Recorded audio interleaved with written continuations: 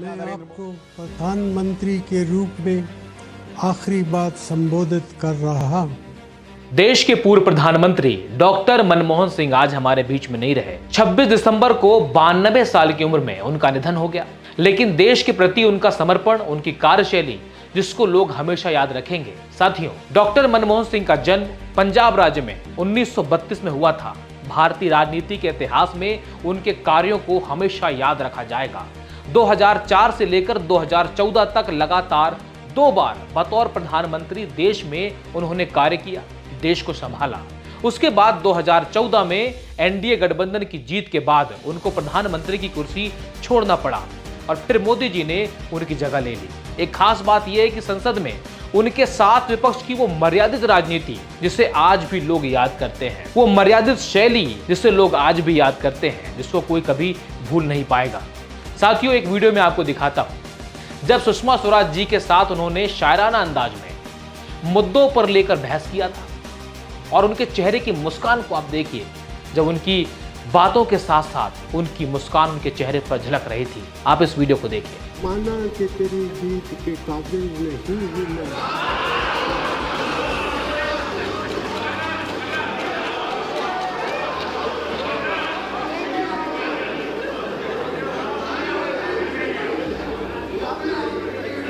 माना कि तेरी जीत के काबिल नहीं हूं मैं, तू मेरा शौक तो देख, मेरा इंतजार कर।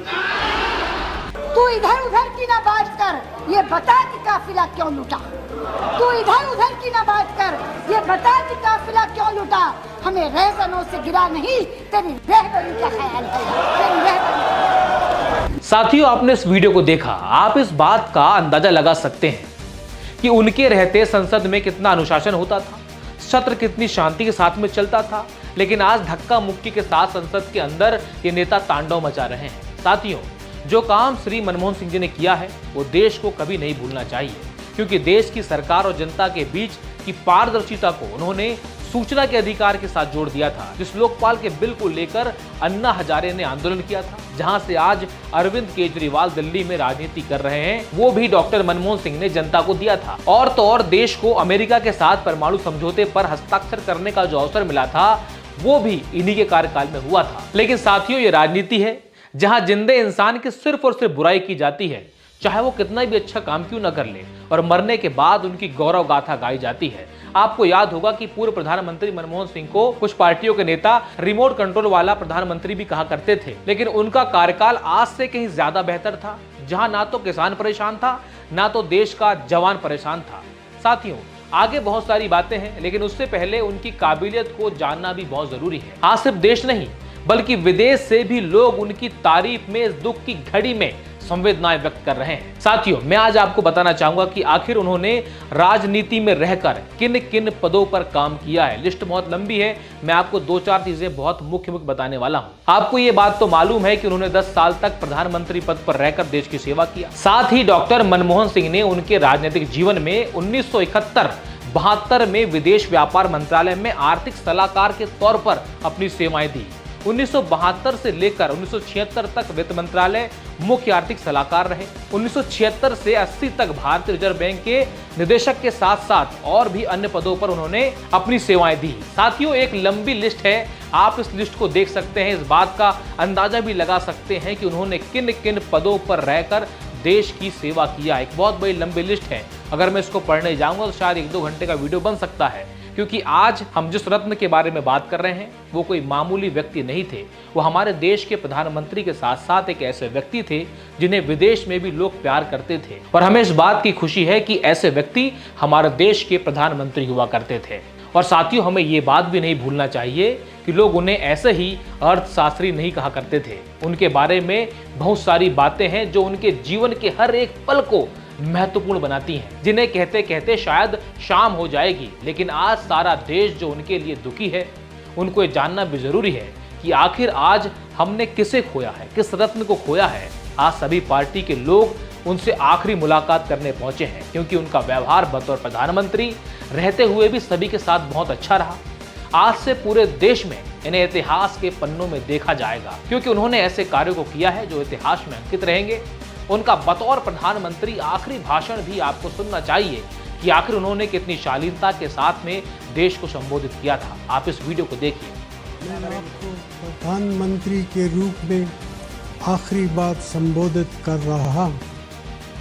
10 साल पहले इस जिम्मेदारी को संभालते वक्त मैंने अपनी पूरी मेहनत से काम करने और सच्चाई के रास्ते पर चलने का निश्चय किया था।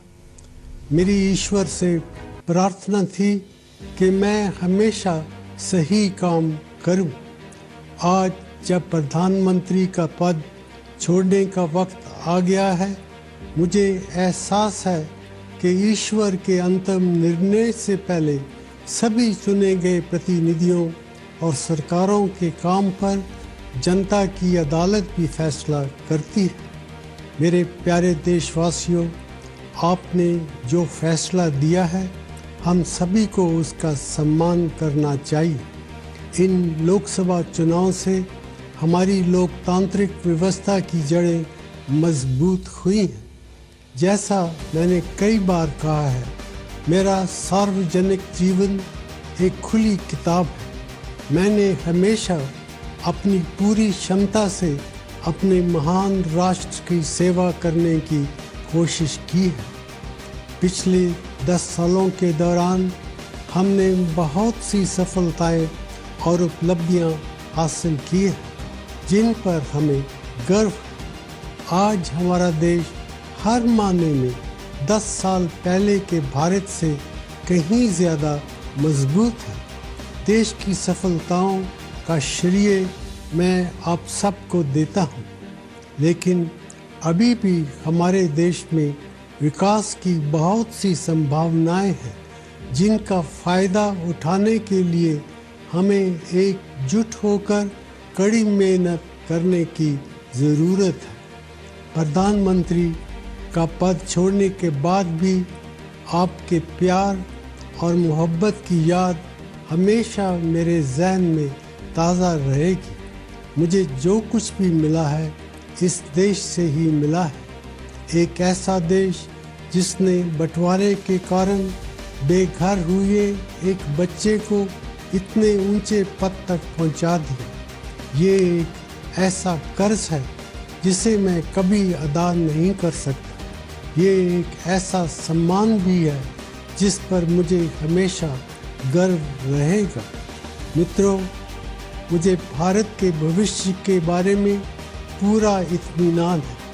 मुझे पक्का विश्वास है कि वो समय आ गया है जब भारत दुनिया की बदलती हुई अर्थव्यवस्थाओं में एक महत्वपूर्ण शक्ति के रूप में उभरेगा। परंपरा को आधुनिकता के साथ और विविधता को एकता के साथ मिलाते हुए हमारा देश दुनिया को आगे का रास्ता दिखा सकता है। अपने महान देश की सेवा करने का मौका मिलना मेरा सौभाग्य रहा है। मैं इससे ज़्यादा कुछ और नहीं मांग सकता था। मेरी शुभकामना है कि आने वाली सरकार अपने कामकाज में हर तरह से सफल रहे। मैं अपने देश के लिए और भी बड़ी सफलताओं की कामना करता हूँ। धन्यवाद। जय हिंद। साथियों, आज पूरा देश उनको नम आंखों के साथ में विदा कर रहा है और साथ में देश में 7 दिन का राष्ट्रीय शोक भी घोषित कर दिया गया है। अगर आप मेरे साथ बने रहना चाहते हैं तो प्लीज इस चैनल को सब्सक्राइब कर लीजिए, लाइक कर दीजिए, शेयर कर दीजिए। मिलते हैं बहुत जल्द नई वीडियो के साथ में। तब तक के लिए आप सभी को जय हिंद, जय भारत।